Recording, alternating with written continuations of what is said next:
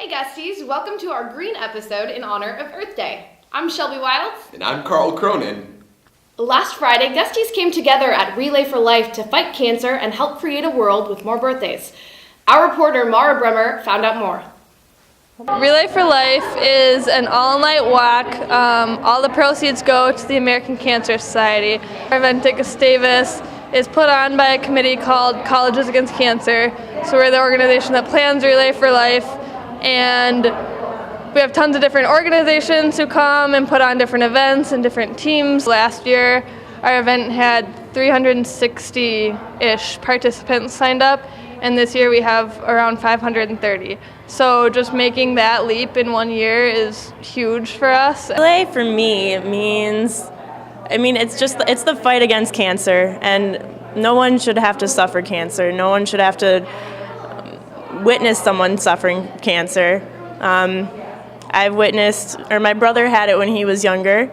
He had non-Hodgkin's lymphoma, and so it's nice to be there for other people. I lost my mom to stomach cancer when I was 10, and so I got involved in Relay. I did it for 7 years in my hometown of Minnetonka, and this is my third year doing it here.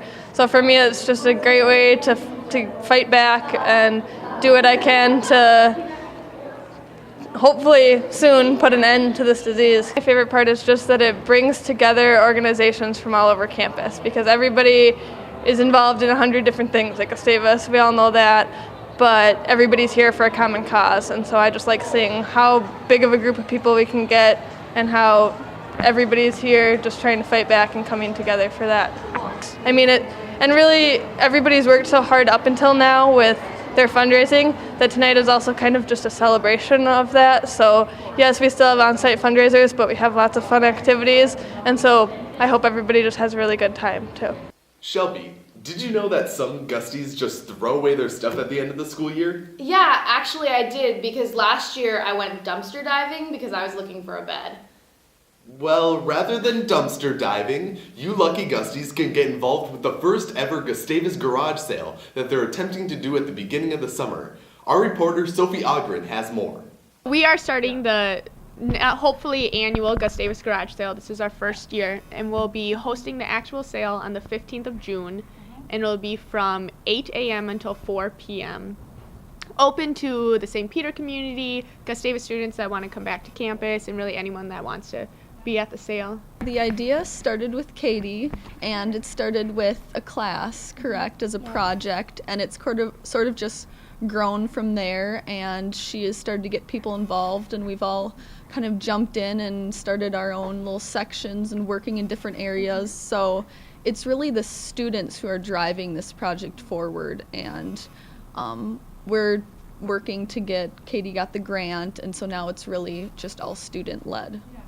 We've done interviews with other colleges around the country that have had garage sales just like ours. The closest one is Carleton, who's been doing it for a few years, and they've been really successful. Since it's the first year with this huge sale idea, we don't really have a very high goal. We're hoping that we get a lot of donations and people are very interested, but we know that this is going to be a growing process, so we're going to start out just seeing what happens and hoping for the best, and then hopefully next year and the years after we'll be able to step it up a few notches. We're trying to market people outside in the community so they know that it's happening and they can come. We kind of have two different marketing plans going out. We have one that's directed at the students, just trying to get them to know what's happening, and then we're working on a whole nother strategy of getting out to the community, whether it be the newspaper. We met with the high school to talk to them about not only giving us volunteers, but ways in which they can relay the message. We want students to bring anything and everything as long as it's relatively clean and it still works. You will get a big plastic garbage bag from your CF, and attached will be a list of things that you can donate and you can't donate, just to make sure that you do donate what people are going to want to buy. There'll be drop-off locations in all the res halls, and then there'll also be trailers by College View, Southwest, and back behind Lund. So if you're not able to bring your stuff up to those locations, you can just send a little message on our Facebook page, give us your address, and we'll come down and pick it up for you. The best part of it, and we keep on saying it and saying it again, is none of the money comes back to Gustavus. Like, the Gustavus is footing the bill for us to be able to get this program off the ground, but they don't want anything in return. All the money and all the proceeds are going to local charities. So it's even a bigger incentive to donate, because your stuff will get used either by the community members, Gustavus students, or by local charities. The new initiative, Divest Gustavus, is a very complicated nutsy-boltsy thing about mutual funds and finances at Gustavus. Our reporter, Cami Beyer, interviews several Gusties to break it down for us. Earlier this semester, I saw posters and the rock painted for Divest Gustavus and didn't really know what it was about. In order to find out, I sat down with the co-presidents of the Gusty Greens to find out about this movement that's happening on our campus. Investment is the opposite of investing. So taking your stocks from fossil fuels, which is what we're pushing for, and moving it into somewhere else. Hopefully something more sustainable. It's actually a nationwide movement, and there are 13 schools in Minnesota that are working on similar projects, and I think over 200 nationwide. We've been talking about it in a couple of different aspects, such as like social justice for one thing, because so much of what is done with fossil fuel companies affects people who don't live in St. Peter, people that we don't see. We don't want our education to be funded by something that's destroying the planet, and we want Gustavus to divest from fossil fuels within the next 5 years. So we don't invest in stocks specifically themselves, as our investment committee doesn't choose the specific stocks. We choose different mutual funds, and then our mutual fund managers choose the specific stocks. So in order to divest from fossil fuels, we need to either work with our managers to not invest in fossil fuels, or we need to choose different mutual funds that screen for fossil fuels. Financially, investment-wise, you want to be on the forefront of an issue and not reacting to something. You want to use foresight when, in your investments, and we want to make safe investments. The biggest thing with divestment is it's bigger than just Gustavus, and it's the most powerful thing about divestment is it's a movement. And what we want to do is we want to make a statement to representative governmental officials and the government itself that we want to move away from fossil fuels and towards something that's more sustainable and renewable. If you're interested in getting involved with Divest Gustavus, you can contact Jessica or Rebecca, or you can attend a Gustavus Greens meeting on Thursday evenings at 6 p.m. in the Gusty Den. Reporting for GAC TV, I'm Cami Beyer. Hi, I'm Elena Rooker. And I'm Sophie Ogren. And for this week's Question of the Week, we asked people what they do to go green. Hello. What do you do to go green? I definitely do a lot of recycling. Like, I live in an apartment in Southwest, and it's always the worst job to take out the recycling in our apartment because there's actually so much of it. Woo. What do you do to go green? I use my coffee thermos. What do I do to go green? Well, I carry my Gustavus water bottle wherever I go. This is how I drink my water. So what do you do to go green? I get water in cups instead of bottles.